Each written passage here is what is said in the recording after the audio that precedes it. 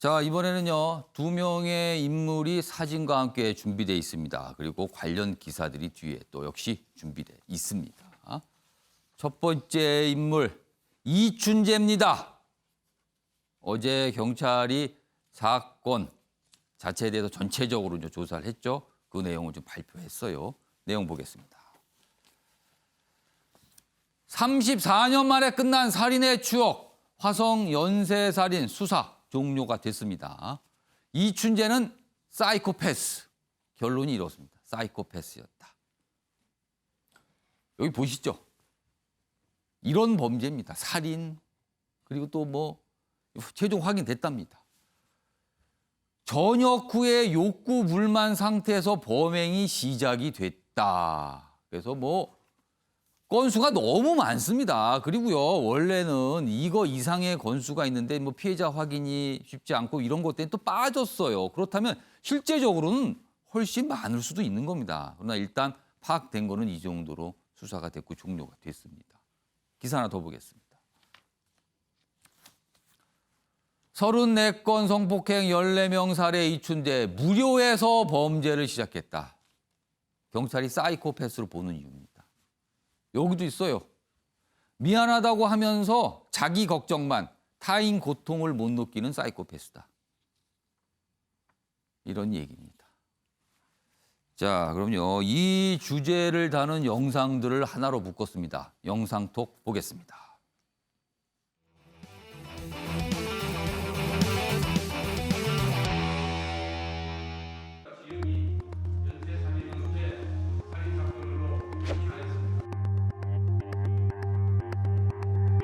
DNA 분석 기술 발달로 이춘재의 DNA가 검출되었다는 사실을 통보받았습니다. 이춘재는 살인 14건과 강간 34건의 범행을 자백하였습니다.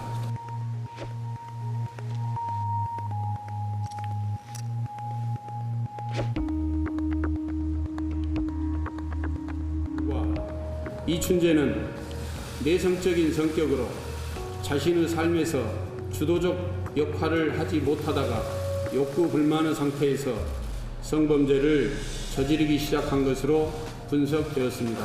피해자의 아픔과 고통에 대하여 전혀 공감하지 못하고 사이코패스 성향이 뚜렷하게 나타났습니다.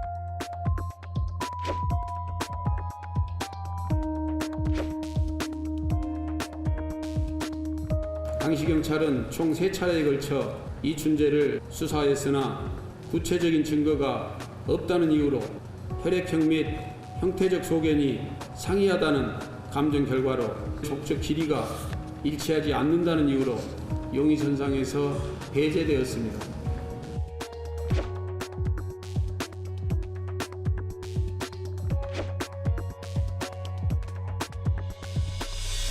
피해자분들의 명복을 빌고 20년간 억울한 옥살이를 한 윤모 씨와 당시 경찰의 무리한 수사로 인해 피해를 입으신 모든 분들께도 사죄드립니다.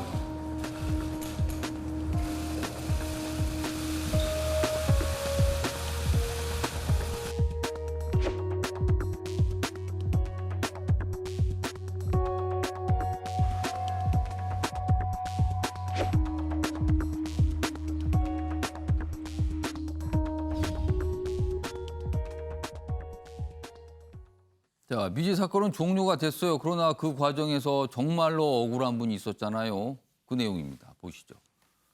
범인 만들고 유골은 덮고 이춘재 살인 수사진도 유죄다. 은폐 고문 수사한 검경 입건. 2명은 피해자 사체 은닉 혐의. 공소시효지나 아무도 처벌 못해. 이춘재도 처벌 못합니다. 최인영 변호사. 네. 이 상황을 이걸 어떻게 받아들여야 되는 거죠, 그럼? 참 법조인으로서 굉장히 무력함을 느끼는 것이 바로 이 포인트인 것 같은데요. 예. 다만 그 이춘재 같은 경우에는 1994년에 예. 본인이 결혼하고 나서 예. 처제를 강간하고 살인한 사건으로 해서 예. 95년경에 유죄 확정돼서 무기징역으로 지금 26년째 지금 복역하고 있습니다. 예. 그리고 실제로 지금 그 언론 보도를 보면 한 5년쯤 전에 지금 1급 모범수로서 가석방까지 신청을 했다고 합니다. 예. 그때는 떨어졌는데 한번 떨어지면 또 몇 년 뒤에 다시 신청할 수 있거든요. 예. 이 사건이 없었다라고 하면은 정말 가석방. 끔찍하죠. 가석방 됐을 가능성이 상당히 높았던 것이죠.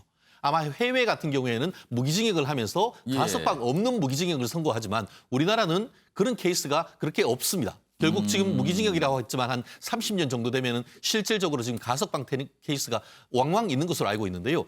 그나마 지금 이번에 지금 이른바 살인의 추억이 34년 만에 실체적 진실을 드러냈기 때문에 예. 결국 이 이춘재가 사회로 복귀하는 것을 막을 수 있다는 그 정도의 의미는 있습니다만 말씀드렸듯이 공소시효 제도란 게 있어서 아무리 어떤 그 중대한 범행을 살인을 했다 하더라도 공소시효 옛날 같은 경우에 15년 이제는 뭐 일부는 공소시효도 폐지되고 예. 있습니다만 적어도 지금 법상으로는 사실관계는 밝혀냈지만 예. 그에 따르는 이춘재 자체를 추가적으로 처벌할 수도 그리고 수사하는 과정에서 비위와 잘못을 저지른 경찰과 검찰도 처벌할 수 없다는 점에서 굉장히 안타까운데요. 더불어서 이와 같은 어려움이 그 불법 행위가 그 경찰에 있었음에도 불구하고 예. 이를 걸러내지 못한 사회적 어떤 사법 시스템 나아가 판결까지도 이 부분을 걸러내지 못했다는 점에서 굉장히 안타까운데요. 자칫 아까 얘기한 것처럼 8차 사건 같은 경우에는 윤모 씨가 장애인이었다가 억울하게 몰려서 20년 이상 복역을 했지 않습니까? 예. 만약 그때에 사형 선고에서 사형 선고 집행까지 해서 못하겠죠. 잘못하면 사법 살인까지 있었을 수 있는 그런 큰일 날 사건이었습니다. 뻔한 거군요, 그렇기 그거는요. 때문에 이런 부분에 대해서는 예. 정말 이런 그 백서를 만들어서 재발하지 않도록 하는 나름대로의 제도 장치가 필요한 것 같습니다. 뭔가 진실을 밝혀냈습니다만 책임을 물을 수는 없는 상황이 됐습니다. 자, 두 번째 인물로 가겠습니다. 러시아 푸틴 대통령이군요. 얼마 전에 개헌 국민투표를 했는데 그 결과가 나왔어요. 그 얘기 같습니다. 보시죠. 21세기의 짜르 푸틴, 스탈린보다 더 긴 32년 집권 예고. 중간에 대통령으로 32년이에요. 총리까지 한 거 4년 치면 36년 갑니다. 개헌 투표에서 78% 찬성을 얻었답니다. 2036년까지 대통령 가능합니다. 중간에 헌법 몇 번 바꿨어요. 그리고 연임 못하니까 잠시 총리 됐다가 다시 또 대통령 됐거든요. 여러 가지 방법 동원했습니다. 관련 기사는 더 있습니다. 푸틴 84까지 두 번 더 대통령 할 수 있답니다. 지금까지 임기가 쭉 가게 되면요. 독주의 걸림돌은 오직 경제뿐이다. 이렇게 돼 있습니다. 자, 관련 영상부터 확인해 보겠습니다. Это очень достойная цифра, тем более в таких условиях, когда некоторые боялись выходить из дома. Мы вообще думали, что многие будут бояться. Но это же не факт, если его не выберут. Да? Таким образом, есть у людей возможность проголосовать за того человека, за которого они считают нужным. Несмотря на то, что там сроки вышли или еще что-то. 이종구 평론가. 네네. 뭐 이 국민투표에 뭐 경품까지 준다고 뭐 대대적으로 움직였는데 결국은 통과됐는데 네네. 스탈린보다 더 장기 집권한대요. 스탈린이 30년이었습니다. 그리고 예. 또 그 차르 러시아 황제가 예. 보통 한 뭐 수명까지 다 한다고 해도 40년 평균 예. 한 40년 한다면 거의 육박하는 것이죠. 그런데 돌아보면 나치 히틀러도 예. 이 군사로 권력을 잡은 것이 아니라 투표에 의해서 권력을 그렇죠. 잡았어요. 국민들이 투표에 의해서 사실은 지금 계속 지지를 하고 있지 않습니까? 예. 아마도 제가 보기에는 러시아의 어떤 영광 이것을 되찾고자 하는 국민들의 열망 이런 것들이 겹쳐지는데 예. 그렇다고 해서 외부에서 이것이 잘못됐다라고 할 수는 없겠지만 그럼에도 불구하고 사실은 이 진짜 러시아가 지금 민주주의 국가인가? 왜냐하면 정적을 살해하고 또 은폐하고 이런 것들이 아주 횡행하고 있거든요. 예. 그렇기 때문에 지켜보는 것은 사실 씁쓸하긴 합니다. 그러니까 사실 이 정도면 독재자급이잖아요. 권위주의 정권입니다. 김구라 교수. 그런데 아까 뭐 두 번째 봤던 기사는 경제가 문제일 수 있다 그랬어요. 이건 무슨 뜻일까요? 그러니까 경제 사실 상황이 안 좋죠. 우리가 이제 우크라이나 공격 이후에 사실은 서방이 지금 경제 예. 봉쇄를 하고 있기 때문에 그 예. 악영향이 지금도까지도 미치고 있죠. 그럼에도 불구하고 왜 국민들의 78%가 이 일종의 이제 임기가 연장되는 개헌안을 찬성했느냐. 예. 그러니까 이게 아까 살인의 추억 말씀하셨지만 소련의 추억이 있어요. 아. 그러니까 이 강대한 소련의 어떤 지지 그런 것에 대한 과거의 희망, 뭐 이런 것을 이 푸틴을 통해서 이제 찾아보려고 그거는 하는 뭔가요? 민주주의보다는 강한 국가. 그렇죠. 그러니까 최소한의 절차적 민주주의는 하고 있죠. 뭐 경품을 내고 예. 뭘 어떻게 한다 그래도 사실은 최소한의 절차, 투표 행위 다 하고 있지만 어쨌든 그런 상황을 본다 그러면 독재적인 성격이 굉장히 강하고 예. 거기에 어떤 이 1인을 추앙하는 그런 러시아의 문화, 정치 문화까지 겹쳐서 그리고 옐친의 시기에 4년 동안은 사실 푸틴이 했거든요. 예. 거의. 그러니까 지금 32년이 아니라 한 36년 집권하는 그 이상 갈 수도 있다는 소리네. 숫자를 그렇죠. 따져보면요. 따져보면 실질적인 집권은 아. 그 정도로 장기 집권했다 이렇게 봐야 될 것 같습니다. 아무튼 엄청납니다. 지금 뭐 중간에 여기 표 보시면요. 계속 뭔가를 바꿔요. 바꿔가면서 계속 연장 임기도 4년에서 6년으로 바뀌었어요. 또 연임도 할 지경이 있고. 계속 뭔가 이렇게 해서 결국 이렇게 갔습니다. 자, 마무리하도록 하겠습니다.